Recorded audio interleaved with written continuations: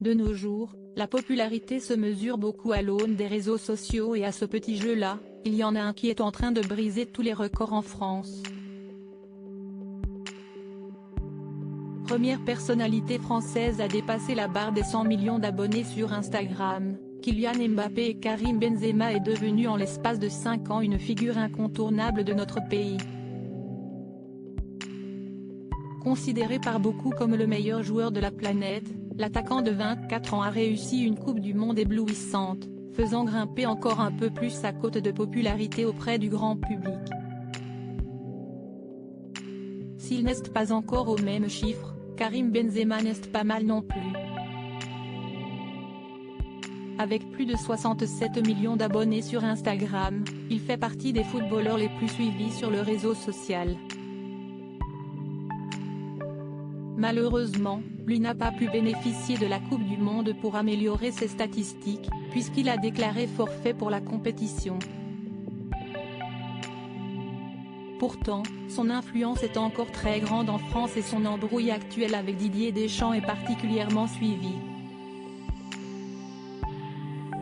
Pourtant, un chroniqueur de l'émission Les Grandes Gueules ne semble pas du tout convaincu par l'impact positif des deux hommes dans la société.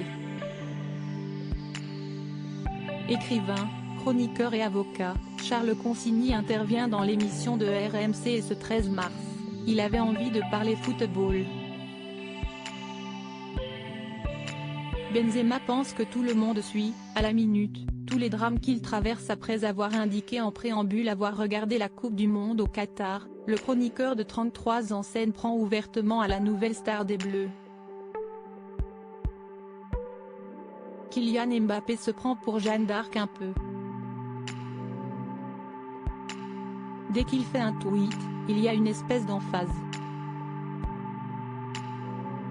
On a l'impression qu'il va être candidat à la présidence de la République, lance Charles Consigny, visiblement excédé par toute l'attention portée autour de l'attaquant du Paris Saint-Germain. Vient ensuite le cas de la star du Real Madrid, qui en prend également pour son grade. Benzema pense que tout le monde suit, à la minute, tous les drames qu'il traverse et donc moi je lui dis, mais dégonfle tes chevilles, tout le monde s'en fout complètement de tes explications. Des paroles pour le moins fortes et sans concession de la part de Charles Consigny, qui n'a pas dû se faire que des amis.